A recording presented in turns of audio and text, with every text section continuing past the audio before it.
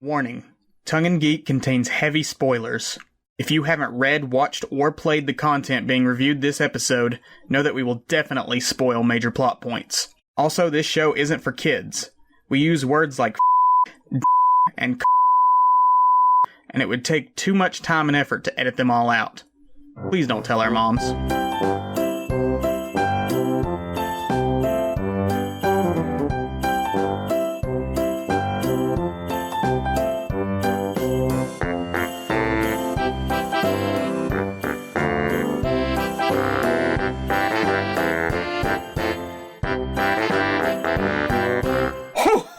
Hello, lovely listeners, and welcome to Tongue in Cheer, where two more white guys on the internet share their unsolicited opinions on all things holly and jolly. I'm Isaac. I'm Tyler.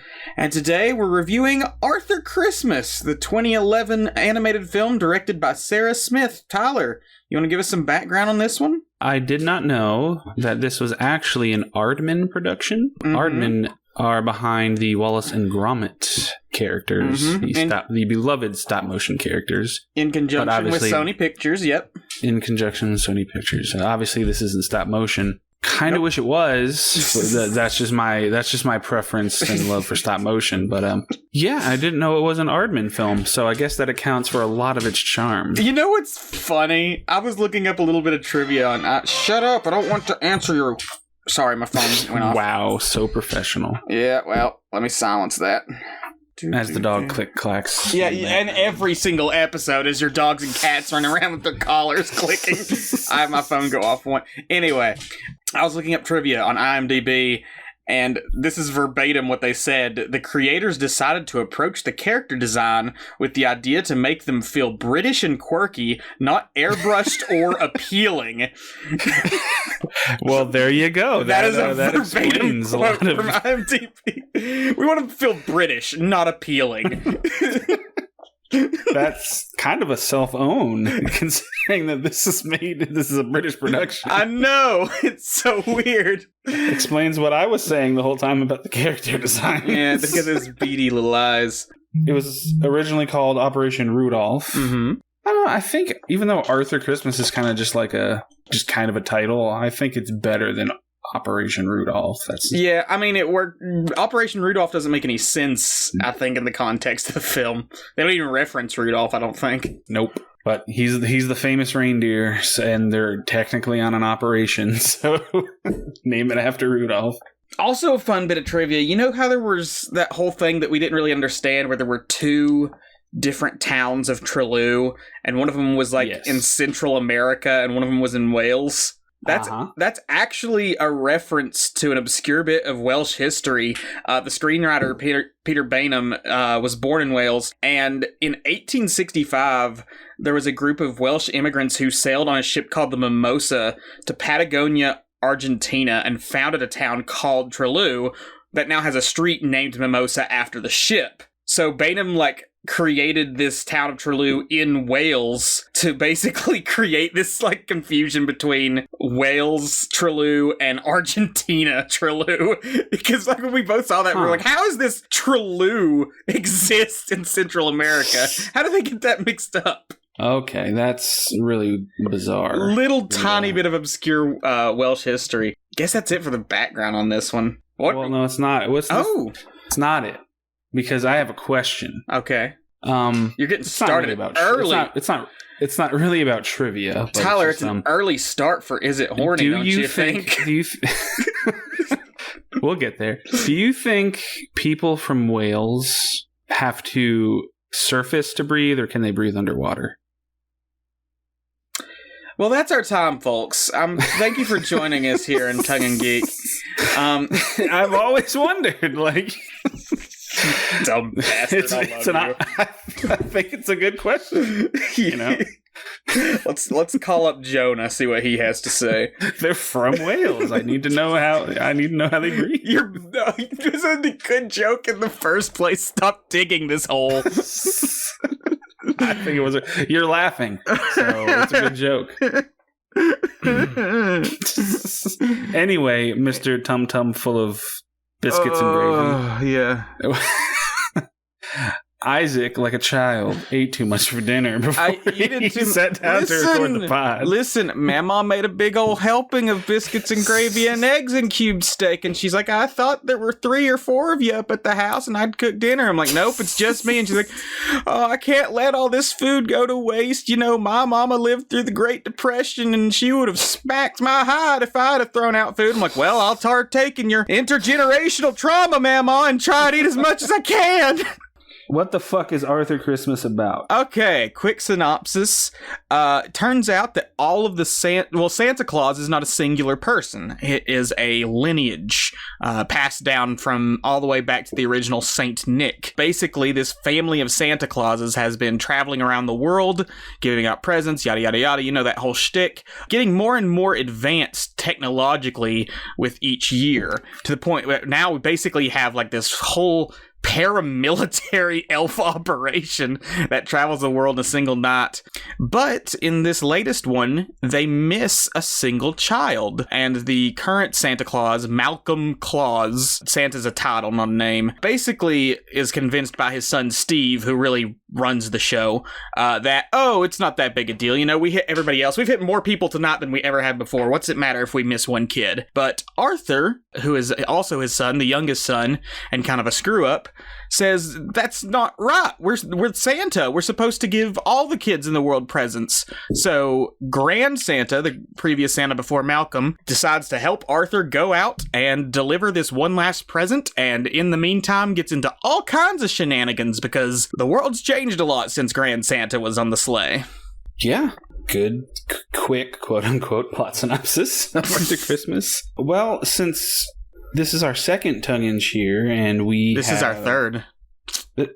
What? Yeah, we did Grinch. I meant annually. Oh, okay. And we have tackled various Santa-themed and or Christmas-themed movies that tackle the commercialization, the depersonalization of Christmas. Mm-hmm. Arthur Christmas is yet another one of those films that does that in its own way. And I think it manages to do it in a way that sets itself apart from the pack. Usually when a Christmas movie comments on the capitalist commercialization's selfish commercialism aspect of Christmas, it's usually from the civilian perspective, or the townsfolk perspective. Here, it's actually the Santas themselves that have become disconnected, that have become too commercialized isn't the right word, too corporate. Yeah, absolutely. Steve is a businessman. He is running the whole show like it's basically a military operation where it's all about efficiency, getting everything done as quickly and quietly as possible without any sort of mistakes or screw-ups. But he doesn't actually care about the kids themselves getting what they want.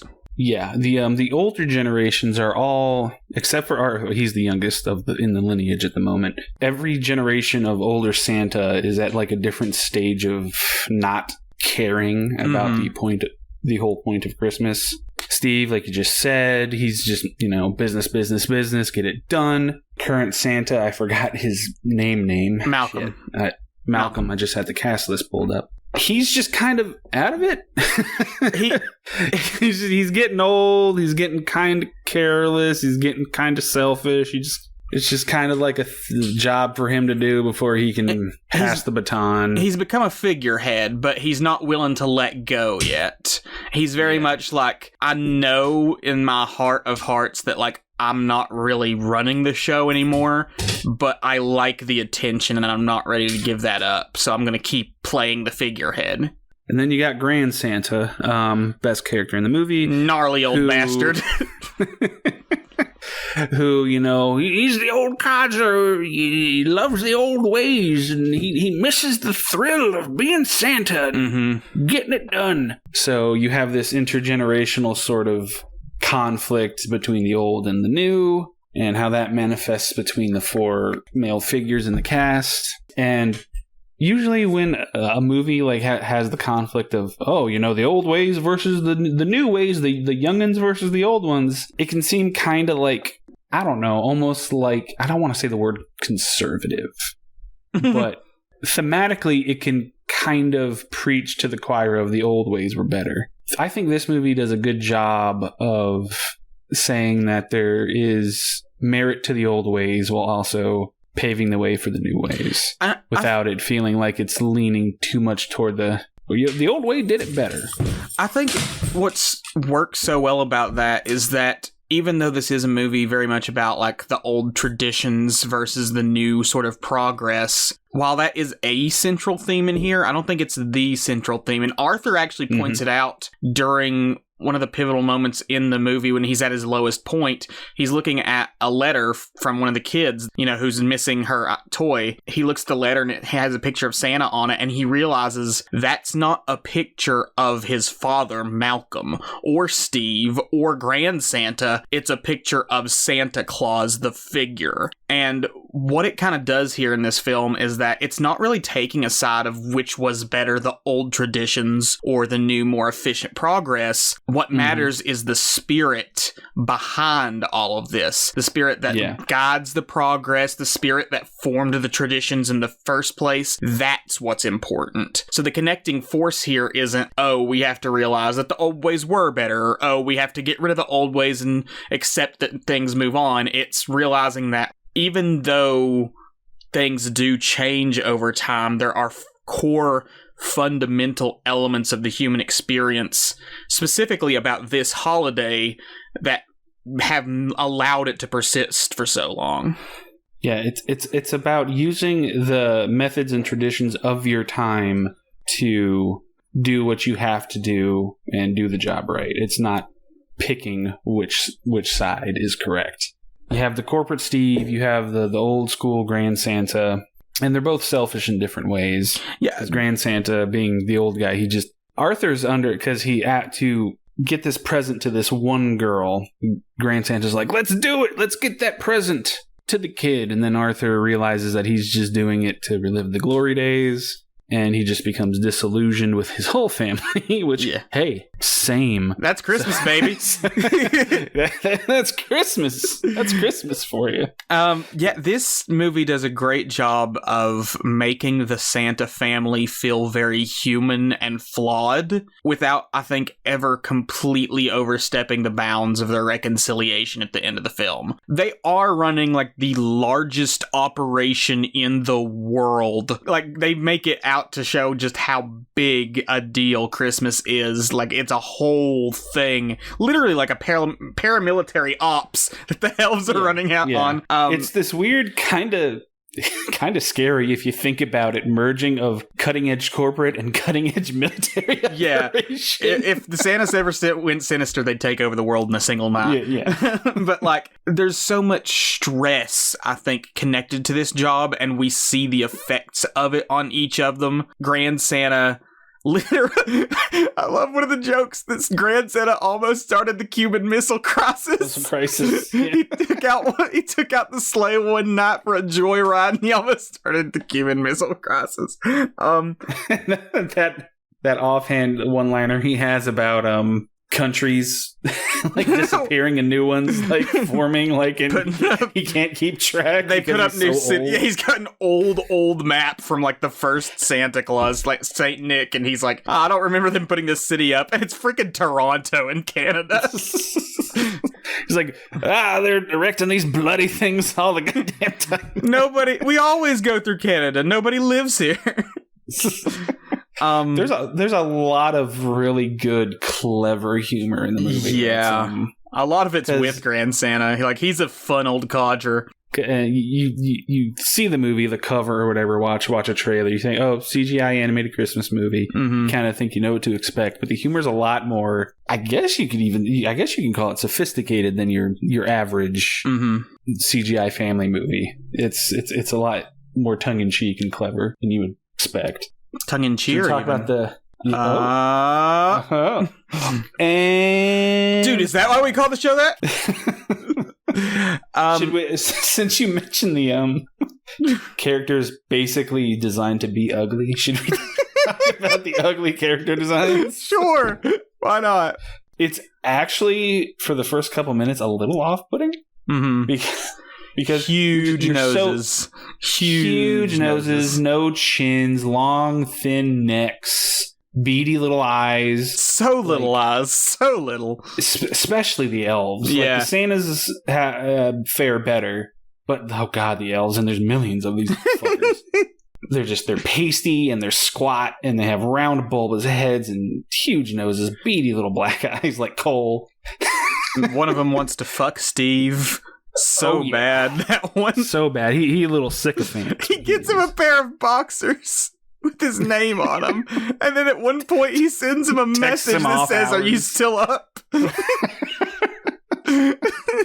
We're so used to these movies having appealing looking characters. Mm-hmm. We've never expected the British. Yeah. You never expect the British to be like, well, we're fucking ugly. Let's make our characters ugly. Can't believe IMDb said that. You see Arthur, and he's got like acne and a giant nose, and he looks like a fucking dork. Yeah, this is my grump coming out. Like, his whole shtick is he's so hyper innocent and enthusiastic about Christmas that it's almost too much for me at first. Where I'm just like, God, he's kind of fucking annoying. Like, I don't know if I can do 90 minutes of this movie where he's just, hooray, Christmas and everything and bows and holly jolly. But they temper it as the story kicks in. So, well, they temper it with the fact that he's also freaking afraid of everything. Like, as enthusiastic as he is about Christmas, he's also a coward and like gets sleigh sick and like all these different things that like show why he's not in charge. You know, aside from him being the second born son in the monarchy of Santa Claus, he's also just like not fit for the physical task of the role. But his spirit is willing. So, and I think the movie does a good sort of showing of how this all wraps up and works out in the ending. Yeah, and once the movie starts punishing him for his enthusiasm, that's when I start to like him more. Once he gets beaten down and cynical, that's when I really got... Yeah, like, I'm being an ass about it, but that's kind of the point. Like, that's how he's supposed to be relatable, is, you know... He loses the veneer. He has this huge throbbing heart, and it's sad to see it be broken in a way that's so personal to him. I did not think you were going to finish that with heart. I know, because you're just such a horny little bastard. This is a family show, Isaac. This is a family show, and you always got to bring it down to the gutter. We're up here soaring with the Santa Clauses. I did not have to bring it down to the Krampus. I did not invent the section. Is it horny, Tyler? That was not my device. True, but you enthusiastically agreed. I did. So. Yeah. I think when people hear about this movie, they think back, because I remember it being advertised on television, they think to the section of the super high-tech elves basically going all spy ops, which I think they made like a few mini shorts, like TV shorts out of that. Great sequence. It's a great sequence. It's not most of the movie. It's sort of misleading. No. Like, it's really just the opening act, and then the rest of the film is Arthur and Grandsanta traveling around the world, along with Brioni, the rapping elf. Rapping as in she raps presents. Yeah, not musically rapping. Yeah. It's not that kind of animated film. Second favorite character in the movie. She's very cute. She's very fun. She's also hyper enthusiastic, but she's competent enough to pull it off. Yeah. I like the trope of a character that's like really good at a thing and loves doing a thing. So she fits that trope to a T. She's delightful. She is delightful. And she's also... Oh, should we get into a sort of nerd ethics question? We brought it up before. Lay it on me. We brought it up before. Why do the elves seem naturally subservient? That's kind of a undercurrent with any kind of Santa Claus lore story. But it's kind of a bit more unintentionally, or maybe even intentionally, prominent in this one. In other ones where Santa is made out into like this mythical, untouchably good figure, almost a Christ-like God figure who's just so good, I understand that their loyalty to him comes from a place of like respect and awe. But this film goes so far out of the way to show like the flaws, the deep-rooted flaws of this family, that the fact that the elves are still so incredibly loyal to them feels like there's something going on here.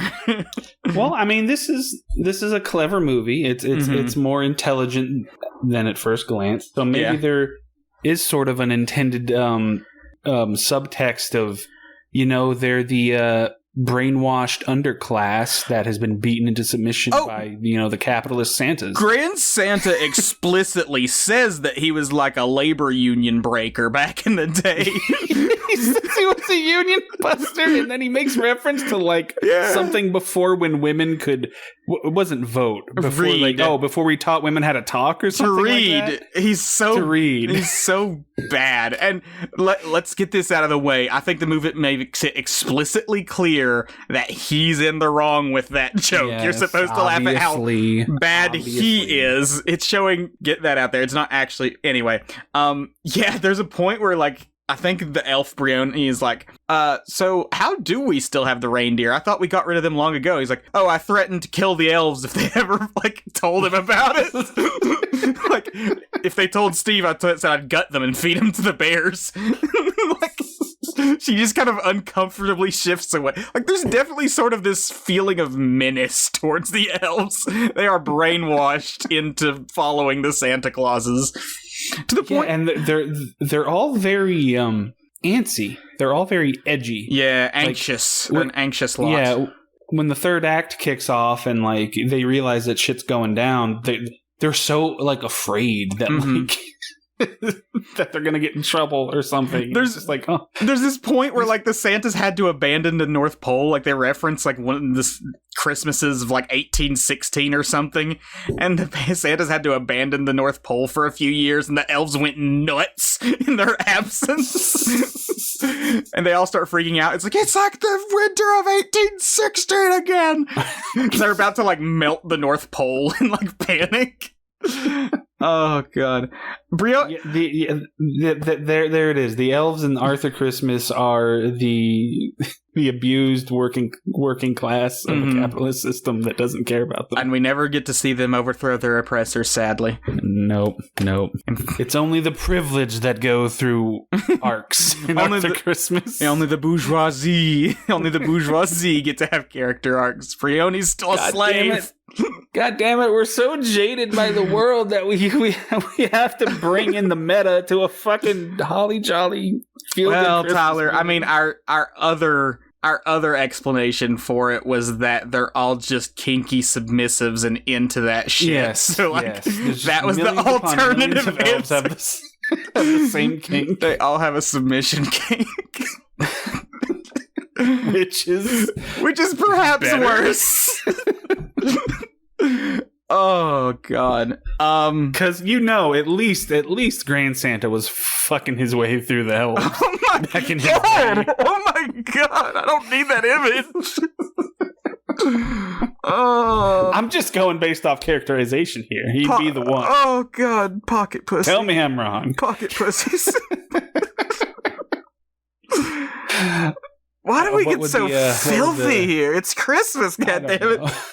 I'm on the naughty list. Is that what you would call it?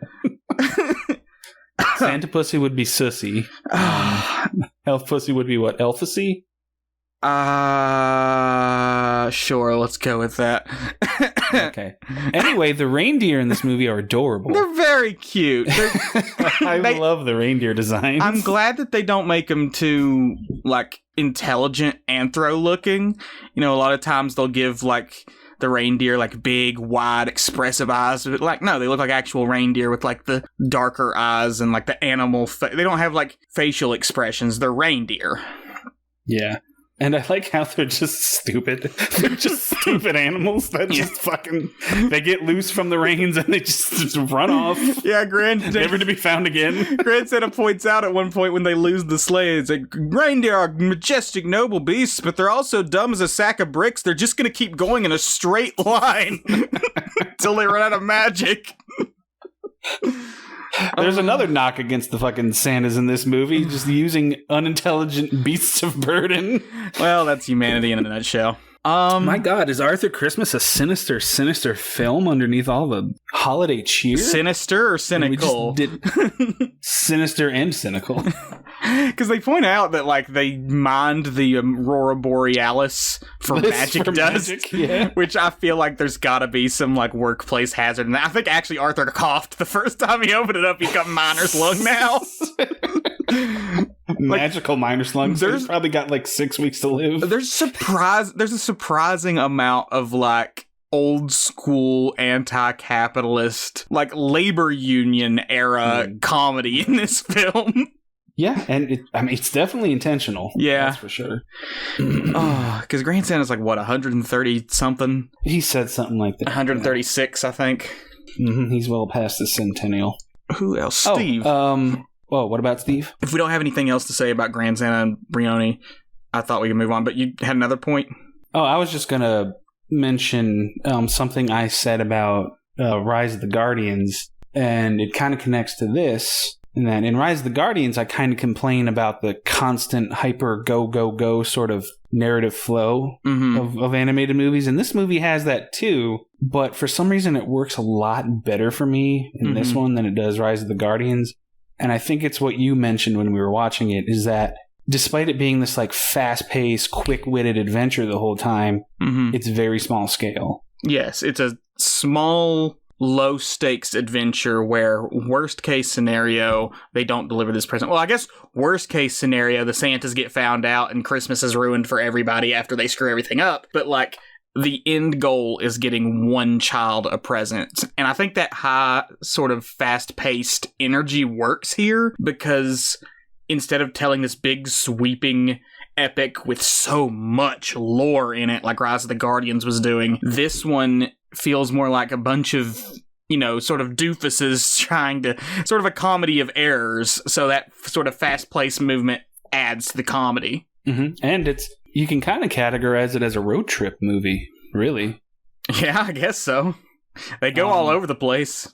It's small scale in story, and it's small scale even in scope, because there's really not a lot of locations or anything. You have the big fancy ship that's basically just like Apple headquarters, but Santa. And for the most part, they're just in the sky. In the old sled, we see a little bit of Africa, one little part of Africa when they crash land in Toronto, Toronto, the Trelew in Argentina, the Trelew in Wales. Yeah, but nothing's like too grand or too operatic in scale. It's very, very grounded, and I think that really benefits the hyperactive pace of the movie, where it doesn't feel exhausting by the end of it. Do you notice that no matter where they went on Earth, it was always not? Yeah. I think that helps too with visual continuity. Yeah, because I love it when movies have a bunch of different eclectic locations and stuff like that, but sometimes, depending on the story, it can kind of be a bit too much to adjust to, kind of like Rise of the Guardians. Yeah, because too much of that movie visually just clashes. You have the dream world and the tooth fairy world and the real world, and it's kind of incongruous. But with Arthur Christmas, it's a much more streamlined movie visually and narrative.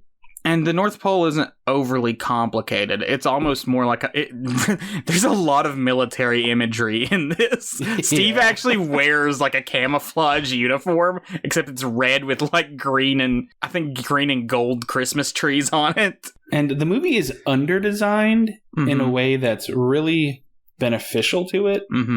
It's all very like simple color tones, simple backgrounds, but not in a way that makes it look cheap or ugly. It's very intentional. It's kind of pretty in its own way that doesn't call attention to itself. There's actually a lot of background stuff that you can see in a lot of the scenes. I noticed a few things in this most recent viewing, but none of it's so like jarringly. It's not cluttered.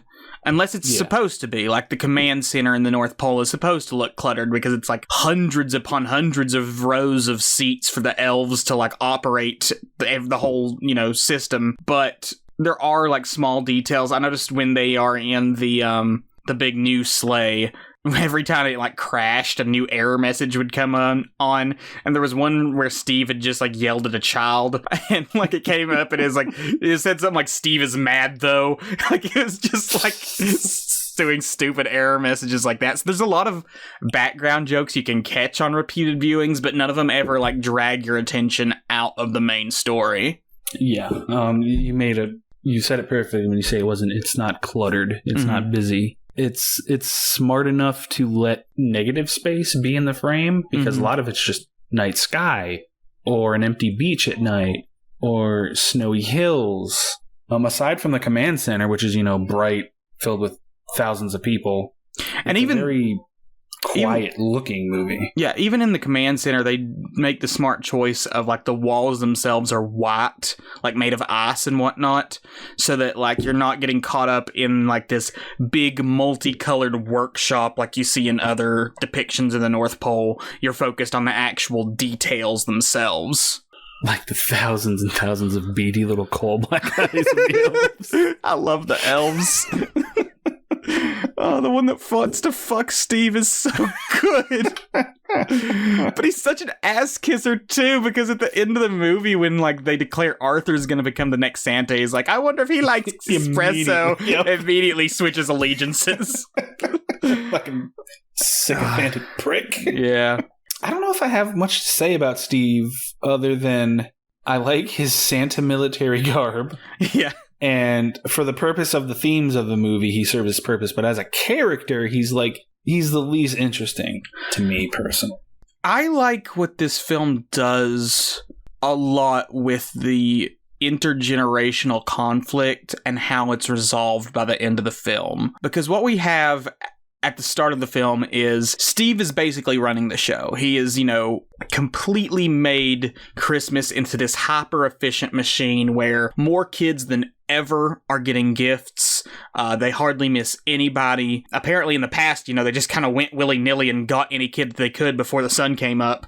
Steve is basically running the show, and his father, who is supposed to be stepping down this year, decides, no, I'm going to keep going because I'm not ready to give it up yet. So we have a very real sort of conflict within Steve where even though he seems like kind of an asshole, you also totally understand where he's coming from because he's put in all this work to make Christmas the best it can be, at least from his viewpoint, and suddenly he's not being given the position and recognition that he's supposed to get. But at the same time, we understand why Malcolm is also still clinging so tightly to the position of Santa because that's his relevance as a person. Their entire lineage is defined by being Santa Claus. Once he gives that up, he becomes like his father and, just sits in an armchair playing games, watching TV, doing nothing. And he's not ready to accept that that's what's like in store for him. Whereas with Grandsanta, we've already talked about, he's wanting to relive the glory days and whatnot. So by the end of this film, what we get is really the three problem figures, Steve, Malcolm, and Grandsanta, whose real name we never get, by the way, all find out how to deal with their intergenerational conflict by understanding why Arthur is the perfect figure for the next Santa. And it's that Arthur has this, not innocence, because he loses his innocence during the story, but this wide-eyed wonder for Christmas. He still believes in the spirit of it, the magic of it, the generosity, the giving, the pretty lights, the showmanship. He believes in all that, and he believes in it so sincerely because he wants people to be happy. He just wants to make others happy. And when the rest of the Santas figure out that, like, our selfish actions are hurting not just the people of the world, but each other, they realize that they're going to have to change the way they do things in order to embrace that happiness. Yes. Sorry, I rambled there. Yes. No. There's nothing for me to come back from with that. And I think because you were engaged on a deeper level than I was, I guess. So you beat me. You beat me on the analysis. Well, I've seen this one a few more times than you. I think it's also like the end song with the little montage at the end with that song that's like, what is it called? It's basically just like, you'll be happy. I need to look up what that song's called, but it's a very fitting song because it's all about happiness and how they found it for each other and how they continue to spread it throughout the world. And in the end, Steve, basically gets a new position. They establish a new position for him where he's basically like the head of the operations, even though he's not technically Santa. And, he accepts that, like, I don't have that connection to kids and that deep generosity that Arthur has, but I can still take part in the family business and help with spreading goodwill and cheer and peace amongst men. Yeah, and it's also nice to see a Santa movie where the Santa or Santas themselves have to carry the emotional arc, have to carry the character arcs, because in a lot of Christmas movies, Santa's the static figure. He's he's the Yoda, he's the one with the wisdom that has to teach. But in this one, it's the Santas that have to do the learning. I really like that we don't ever actually focus on the child. I don't even remember her name, the girl in Trelew who wanted the bicycle. Yeah, that's a good point. Because like in a more generic film, we'd have a moment where like she wakes up too early, sees there's no gift under the tree, and she has like this crisis of faith where she's like, there isn't really a Santa Claus, but we don't get that because it's not about her, even though it is. It's about her for Arthur, but for us, it's about seeing Arthur's journey of realizing that the world's not as bright and shiny as I thought it was, but I can try and make it that way if I work hard enough. Yeah, it's another testament to the maturity of the movie, because in a lesser movie, the producers or the studio or whatever might feel the need to like, no, put the kid in, make the kid a character for the for the kids, so the kids can relate to what's going on in the movie. But they don't do that. No, it's a Santa movie, it's a Christmas movie, it's a holiday family movie with nothing but adults in it. Yeah, an all adult main pretty cast. Atypical. Yeah. So I like the movie when we watched it, and I'm liking it even more with our conversation here. Good. I'm glad you like this one. This one's definitely one of my favorites. We haven't really talked about a Christmas movie on here I don't like yet because there's so many bad ones. There's so many bad. I don't want to act like, all the Christmas movies. No, there's so much trash out there. There's so much Christmas you trash. holly jolly fuck. But we should do one year where we just review Hallmark and Lifetime Christmas movies. Oh God, I would love that. That would be that means fun. I have to subject myself to that. I know. What was that one we watched? Like The Night Before Christmas, where a knight is transported. Netflix. That's the thing. Like, it's not even Lifetime and Hallmark anymore that's doing it. The fucking streaming services have their own shitty subcategory of Christmas movies now. So and what's so sad is that, like, there's some with decent concepts and stuff. Like, Night Before Christmas could have been real fun, but they just toss it out to be like, nah, he's just another generic nice guy who helps a generic white girl, except that Christmas is better than I thought it was. He happens to be a knight. Yeah, he just happens to be a medieval knight transported to the future. There's maybe 10 minutes of jokes with that, and then the rest of it's just generic romance. I mean, Vanessa Hudgens was in it, and she's hot, so that's probably the best part. Well, there we go. There's our review for Not Before Christmas. Any other major points before we dip into, like, review or something? I don't think we kind of... We've been talking for about an hour. I was going to say, we blazed through that one, but I think we pretty much touched on everything. Yeah, good movie. Really like it. Review. I haven't done this in a little while, but there were some I wanted to talk about. Rotten Tomatoes, it's got a 92% critic, was really loved by critics, 76% audience, so some audience reviews were a little lower. Boo, I've seen what makes you people cheer. This one is a bit lengthy, but... Like, I want to get into it. I'm on a roll today, people. Yeah, you're really killing it. This one's from... David R. Warning for parents with kids who still believe in the traditional view of Santa. Oh, God, here we go. The portrayal of Santa is just, weird. Yes, it's quite amusing, but For parents with kids with inquisitive minds, particularly older kids who are starting to ask awkward questions, this film is a nightmare before Christmas. It opens with the kid saying, "Dear Santa, are you real?" and reeling off a long monologue about reasons why Santa might not exist.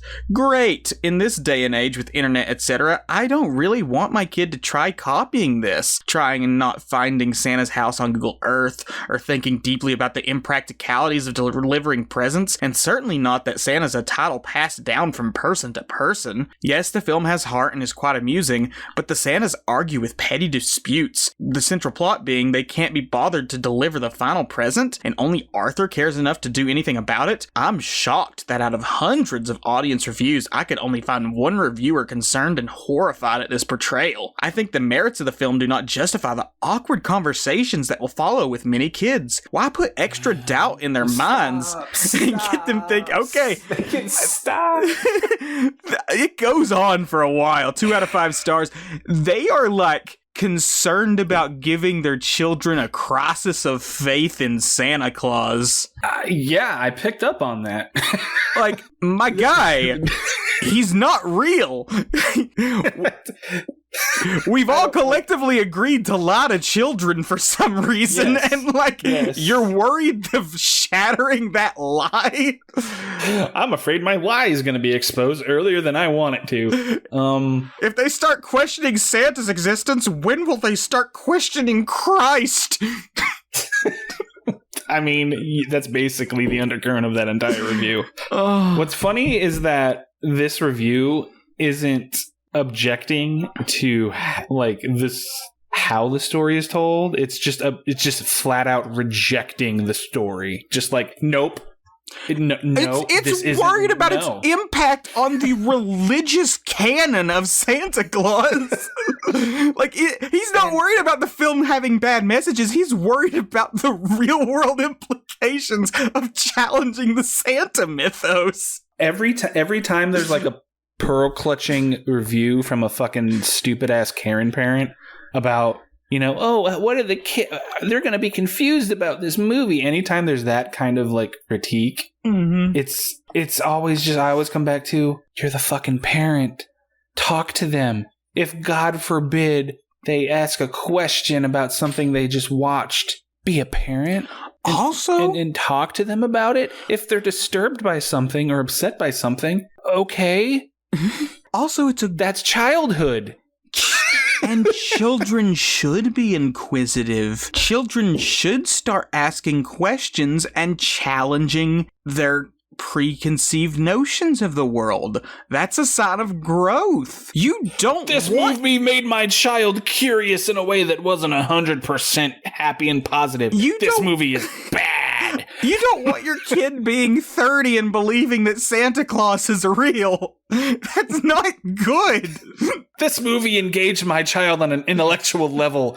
This movie is bad. They treat this like it's a challenge to a real religious canon, and it's just wild to me. Then the movie's about Santa. Santa is unequivocally real in this movie, and there's more than one. Yes. What's the fucking problem? But it's the Martin Luther posting his tenets on the Catholic Church this is what Santa's really like. Yeah, this movie came from a fucking evangelical of some sort. It's just this review. Wild that they'd be so concerned about this. There's a lot of pearl clutching that I can't stand when it comes to entertainment. And one of them in particular is film has a very long history of making Karens faint into their couch about how a movie depicts Santa Claus. So anytime somebody freaks out about how Santa Claus is in a movie, I'm just like, shut the fuck up. Shut the fuck up. There are 1,000,001 Santa Claus movies out there. And if you don't want your kid watching that one, show them one of the other 999,000. Again, I can't stress this enough. He's not real. We all collectively know this. We all know he's not. If you're under the age of 10, maybe, but everyone else knows he's not. And we just collectively agreed to lie to our children and tell them Santa's real. How about instead of worrying about our children having questions about Santa Claus from a family movie they watch, how about we worry about what lying to them for possibly 10 plus years of their life does to them instead of what a movie does to them? If my kid starts questioning Santa Claus, then he'll start questioning me and why I've harmed him so much psychologically. I don't want to pretend that learning Santa Claus isn't real is some lifelong trauma for people, but some kids take it harder than others. Yeah. So why don't we question that practice? That's just me. Anyway, Isabel S. says, terribly sexist film with boring plot and poor writing that includes derogatory comments about women. The only lead female character's contribution to the plot is to serve tea to the men and repair the clothing. Also, the characters in power are male. The grandfather says to Arthur that at one point we thought we could never teach women to read, in a tone that clearly wasn't even tongue-in-cheek. I am shocked to see that this demeaning film was directed and written by a woman who should be ashamed that this has been released for children to watch. 0.5 out of 5. Another thing that drives me insane about people who decide to get up on a soapbox about art is when they completely fail to engage with anything below the surface. As an aside, I will say that I do kind of wish Mrs. Claus, in Santa-themed movies in general, would be a bigger part in more stories. But absolutely, that's not the fault of this particular movie. But they're completely forgetting about the rapper elf. Yeah. They're just talking about Mrs. Claus. They're not talking about Brioni, I think, or Brioni. It's either Brioni or Brioni. Two things on this. First off, we've already discussed that comment from Grandsanta is absolutely tongue-in-cheek. It's supposed to show how he's an out-of-time old codger with terribly dated ideas of sex and gender roles. It's another thing of people conflating depiction as endorsement, which seems to be going around more and more lately over the years. You can't show something. If you show something, that means you like it. Yep. Second thing, even though this is a film focused on male characters, as it is a story about the Santa Clauses, all of the female characters in this film are hyper-competent, cartoonishly so. Margaret, aka Mrs. Claus, fights off a polar bear at one point on her way back from Christmas dinner. We don't get to see the fight, but she basically says, "Oh, good thing I took that survival course," and she just quaintly walks in after bringing in the turkey and has this little scratch on her arm. She's the one who's basically running the show at the North Pole while the boys are out doing Christmas. She gets all the actual family stuff together, and at the end, she's the one who convinces Malcolm to go out and find Arthur, and she basically goes over and gets the manual to figure out how to run the ship she's never operated before, while Malcolm's just wrecking the whole damn thing. She's super competent. Same with Brioni. Her whole focus is that she's like a rapping elf, but she does superhuman levels of rapping with that. She literally raps the bike that they're trying to deliver as Arthur is riding it to deliver. She's the one who knows what she's doing the most throughout the entire adventure. And there's a very funny scene where Arthur is going to deliver the present at the wrong address, which we mentioned earlier, and he goes up to the door all excited, and he's just standing at the door looking, and Brioni's like, "You want to tell me to open the door?" She's like, "You're Santa. Give the orders. I'll do it." I think that's where we came up with our subservience. I think that was the moment too, yeah. Because it's like, you could just do this yourself, but clearly you've got a Santa fetish, so I mean, you would think, on a broader point, that the ability for a female filmmaker to direct a film that is all about family dynamics between male figures in a family, which should be applauded. And different forms of toxic masculinity here. Each member of the Santa Claus family, except for maybe Arthur himself, is affected by some different element of toxic masculinity. We've got Malcolm, the current Santa, who is obsessed with remaining the patriarchal power figure. We've got Steve, who's obsessed with taking that role and with this hyper-focused efficiency that allows for no emotion whatsoever. We've got Grandsanta with this traditionalist view of we have to conserve the old ways. All of these are patriarchal positions. This movie is definitely taking pot shots at masculinity. Yeah. And it's doing it with a very deft hand. I don't know. especially in current climate. I hate just saying that, but I don't like to immediately balk when people say, oh, this thing is sexist or this thing is some kind of ist, because I think I've outgrown that. I hope I've outgrown that, because I like to hear all sides and I like to see where people are coming from. But at the same time, I think people just are really preoccupied with having a take. Just really having a take, and that take has to be some sort of problematic element. I think also... Yeah. These kind of takes can have merit on a grander scale, on a broader scale, but like always when you like dive deeper into the actual text of the thing, you can just so easily, debunk it or counter it.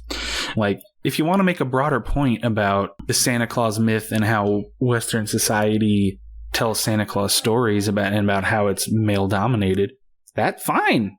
Like I just said, like I'd like for Mrs. Claus to be more of a figure in the Santa Claus myth stories that we tell. That's all well and good. Let's have that conversation. But applying the broader scope to these things, to individual stories, always just rubs me the wrong way, if that makes sense. If you get what I'm saying. It totally does. And I think a sad part of this is that we've kind of developed, we culturally have developed sort of a hair trigger on this, like pointing and saying, oh, this is sexist or racist or whatever, because we've seen so much of that in the real world. Like, we've seen so much, and so many terrible people get away with terrible things. You get so caught up in trying to point out when something's awful that, like, sometimes you end up going too far, and it just becomes, like, your mindset that, like, oh, if this thing is showing this, then I'm not going to dig on the deeper level. I'm just going to look at the surface level and think, yeah, this is bad, because I've seen it happen so many times in so many other places. I'm too tired to like examine it. But that's I think where you've got to separate real life from art. Art can, like we've said multiple times, depict something while not endorsing it. Whereas in real life, that line gets a bit blurrier. And it just seems like more and more people can't not analyze art now without the meta element, without instantly plugging it in to the one-to-one of the real world. Yeah. And I can't attribute this thought to myself. I read it in a tweet of somebody I follow on Twitter. They said something along the lines of, and I agree with this 100%, people clutch their pearls so much at media being all kinds of problematic for everything now. It's because the system that we live under hasn't given us any outlet to affect any sort of real change.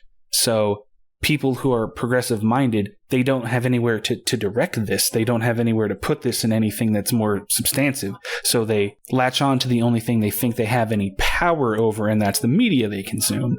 So if they can say this movie or this show or this whatever is problematic in this and that way, they feel empowered. They feel like they're saying something. And that was like a light bulb. I'm like, oh my God, that makes perfect sense. Yeah. I think we've certainly been guilty of that here on the pod a couple times. Anyway, this is a happy Christmas episode. Christmas. Last review from from Neil H. is not my favorite movie, 3.5 out of 5 stars. Well, fair. I just like that absolutely fair. I like that they gave it a middling review. Like, not my favorite movie. 3.5. Yeah, 3.5. Still good. They didn't say anything positive, but they gave it a positive rating. They don't have anything to say about this film. It's like, it's not my favorite. You can do that on every other film in IMDb. I know.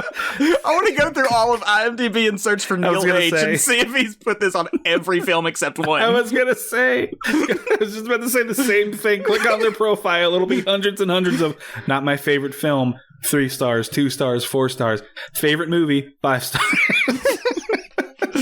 Oh, boy. All right. Well, are we ready to rate the damn thing and be done with it? I want to ask if it's horny, but honestly, I think we've touched on it. Yes. I don't have it in me with this one for some reason. Plus, our final episode has got all of the horny in it. Lots of horny to address. Okay, we'll save it. So let's rate the damn thing and be done with it. I will give Arthur Christmas 7 out of 8 reindeer that wander off into the night. Damn it, you kind of took my idea. I will give Arthur Christmas 8,000 beady-eyed elves out of 10 Christmas tree goatees. That's right, Steve. We didn't even touch on that. Steve's goatee is a Christmas tree goatee. Also, we established our personal canon is that he's like hair went white young out of the stress. It's not dyed because he only looks to be in like his 30s or something. Yeah. Although we established running a company. We established he couldn't be that young because like he was alive for the Cuban Missile Crisis. So many questions. Gotta get a burp in. Well, thank you for listening to that. I think that's going to do us for us. If you enjoyed this episode, please share it with your friends and give us a like or comment. You can follow us on Instagram and Twitter at Tongue in Geek. That's at Tongue in Geek, all one word. Thanks for listening, and remember, don't throw your baby in the trash.